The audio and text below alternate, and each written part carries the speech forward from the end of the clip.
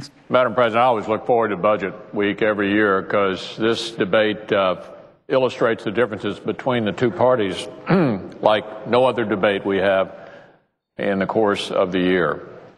Our budget debate is led by one of our most, if not our most, skillful debater and budget expert, Senator Gregg, and I know that he'll want to respond once again to the observations of our good friend from North Dakota, the chairman of the committee. Now, Republicans got their first look at the Democratic budget last week. We've been poring over the details for the last few days, and at this point I can safely say this.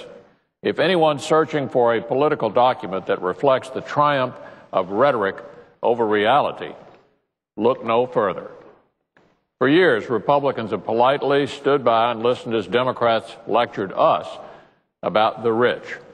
The richest 1% is the favorite phrase, while casting themselves as the party of the working class. We've heard a parade of Democratic candidates and newly elected members tell us we favor the country club set, the CEOs. Many would like to paint us into a modern-day Thomas Nast cartoon, chomping cigars and taking care of businessmen at the working man's expense. It's a caricature that's always been wrong, and that it's persisted so long has certainly been a nuisance. But Americans usually know better. They look at their paychecks, they ask themselves that simple question, am I better off now than I was 4 years ago? And the answer for most Americans is clear. Republican economic policies have lifted tens of millions of working families into the middle class over the last 2 decades and sparked a general wave of prosperity that few of us could ever have imagined. Americans know it, and so do our colleagues on the other side of the aisle, which is why the budget they're proposing is so disturbing.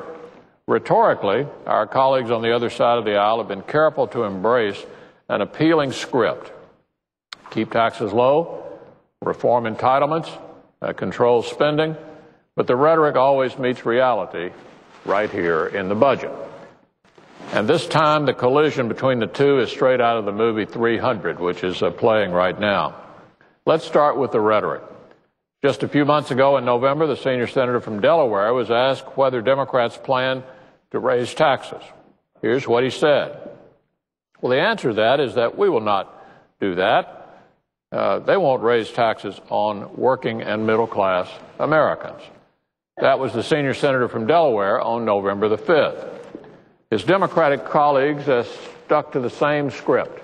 In early November, voters in Missouri asked the now junior senator from that state whether Republicans were right to say that she and other Democrats would raise taxes if they took back the majority. There's nothing to that allegation, she said. We're going to cut taxes for the middle class. And then there was the now junior senator from Virginia, who recently laid out a case against Republican economic policies in a Jacksonian-tinged response to the president's State of the Union address. Talking to the Roanoke Times on November 6th, he too denied that Democrats would raise taxes on the middle class. He said he would not, and I quote, raise taxes for wage-earning people. He'd put more burdens on corporations instead, he said. Well, someone on the Budget Committee isn't conferring with the new members because the budget the Democrats handed down last week not only contradicts the stated intentions of these new senators, its passage would represent, as Senator Gregg has pointed out, the greatest tax hike in U.S. history, by far, 4 times greater, in fact, than any previous tax hike, 4 times greater. The last time we saw a tax hike even remotely this big was in the Democratic-controlled Congress back in 1993. And we know what happened the following year. Voter anger over those hikes put Republicans in charge of both chambers for the first time since 1954. President Clinton himself would lay those electoral losses squarely at the feet of the 93 tax hike. Speaking later on to a group of donors, he said, this was President Clinton, I'll tell you the whole story about that tax hike. Probably there are people in this room who are still mad at me at that budget because you think I raised your taxes too much. Might surprise you to know that I think I raised them too much too. That was President Clinton about his tax hike in 1993. Well, if President Clinton thought that the tax hike was too much, he'd choke on this one. the one in this budget. The tax hike the new majority sent down last week is 4 times bigger than the one that President Clinton said was too big for Americans and ultimately for him to stomach. So how can our Democratic friends possibly think that the American public will stomach this one? Do they think Americans are ready to see all the economic gains of the last 5 years washed away by a budget that reinstates every tax we've lowered or repealed over that period? If this budget passes, those cuts are gone, extinct, dead.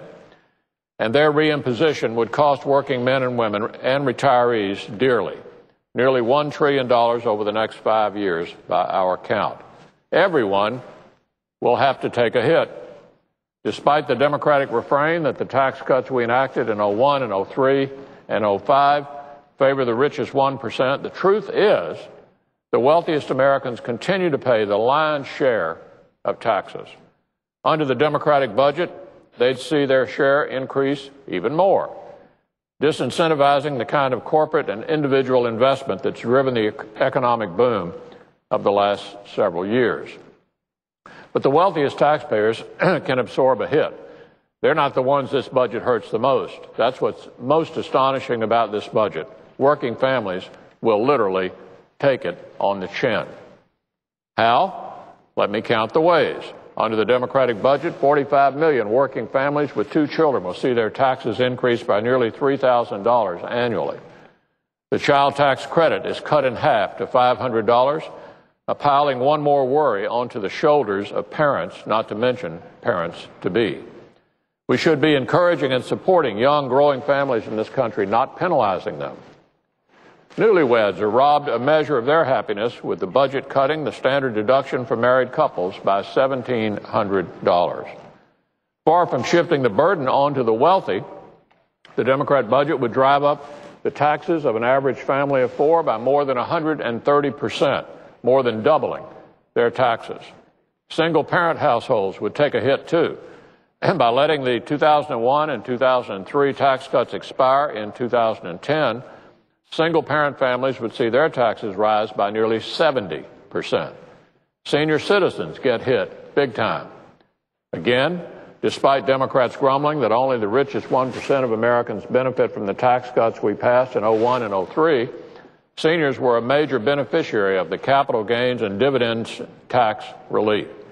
More than half of all seniors today claim income from dividends, and 1/3 claim income from capital gains. That's right. This proposed hike will hit more than half of all seniors.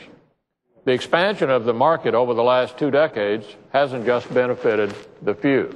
It's helped millions of hardworking Americans retire earlier than they could have dreamed of a generation earlier. Democrats see the wealth that more than 15 million American seniors accumulated over that period, and they want a piece of it. In a sort of perverse politics of inclusion, business owners and executives, middle-class families of 4, struggling single-parent households, and millions of seniors, everyone gets slammed by this budget. Call it fair, but cruel. This budget represents a tax hike 4 times greater than the previous record, and Republicans cannot support it. We said at the beginning of the session we'd not support tax hikes. We certainly will not support what amounts to the biggest one in American history. Worse still, our Democratic friends don't even plan to put their $916 billion in new revenue to good use. They don't take back working Americans' tax relief to pay down the debt or to lower the deficit. They want it so they can continue to raise spending to unprecedented levels. Let's take a look at some of the numbers. The budget increases annual spending on federal programs over and above the President's 2008 to 2012 request by $150 billion. It spends more than $1 trillion of the Social Security surplus, increases gross debt by more than $2 trillion between 2008 and 2011, increases the deficit by $440 billion, and it completely ignores the urgent need to address entitlement reform. This, despite the fact that the new Democratic chairman of the Budget Committee stated flat out on national television just 2 weeks ago just 2 weeks ago, and I quote, "We need to reform the entitlement programs." None of that is envisioned in this budget. Add it all up, and you've got the classic stereotype of the party of tax and spend. Only this time, it's on a level the likes of which we have never seen before. It's hyperbole, really. Republicans made a pledge to fight tax increases and to rein in spending, and we intend to stick by it. With this budget, the Democrats have guaranteed quite a fight. Mr. President, I yield the floor.